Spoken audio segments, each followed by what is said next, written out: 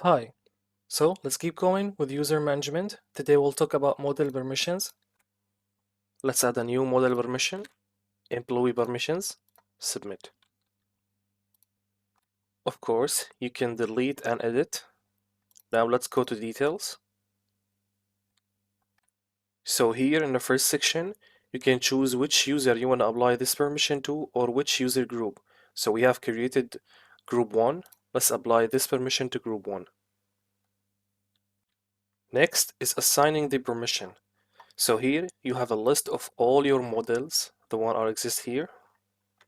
For example, here you have a tickets model, you have a list of all your fields, so you can choose which field he can have an access for it or an update. But you cannot do anything before you give an access to the model itself. So let's try give access to the model.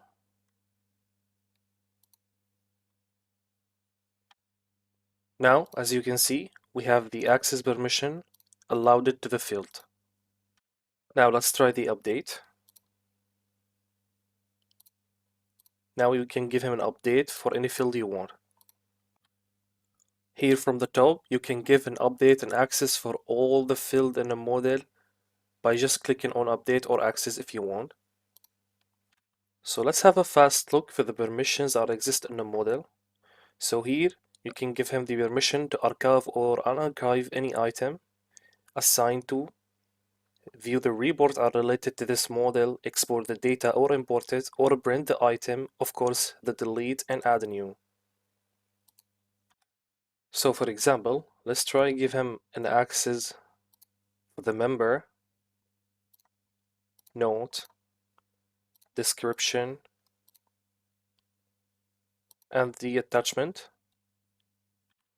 So now, these user group are only allowed to see the ticket model in the system in the specific field, and they can only access them. They cannot do any action. Of course, after we remove the update permission. Next is the item group. Let's create a new group. We call it group 1, submit. Let's go to the details. Here in the top section, you choose which user you want to apply this group on it, or which user group. Let's choose this user for example. So one thing we have to mention before we start, and you have access to every item you created by default no matter what. Here you have a list of your model. Let's go to member ticket, and then let's choose the same user, and then assign to the current item group.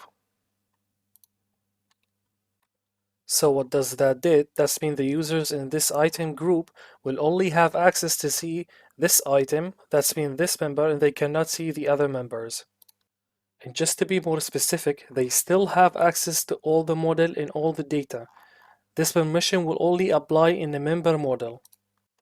Of course, you can choose more items and assign them from different models as much as you want. So we still have two features. The first one, restrict related model. By activating this option, now you actually disabled all access to all items in your application. Of course, except for the items you have assigned them into, and the item you have created previously. Also, they have access to all the related items are related to these items. So what does that actually mean? So they have access to this member in the member model here. So they can only see this item, they cannot see the other item, and they cannot see any other item in the entire application. But in the ticket model, here in the ticket model, we have a field reference to the member model called assign to. So they can see all the items are related to this member inside the ticket. So here we have two tickets are related to this user, so they can see these two items, they cannot see the other. So one option left, created by user in the same user group. So we said before you always can see the item you have created previously, This option will allow you to see items created by other users exist in this group.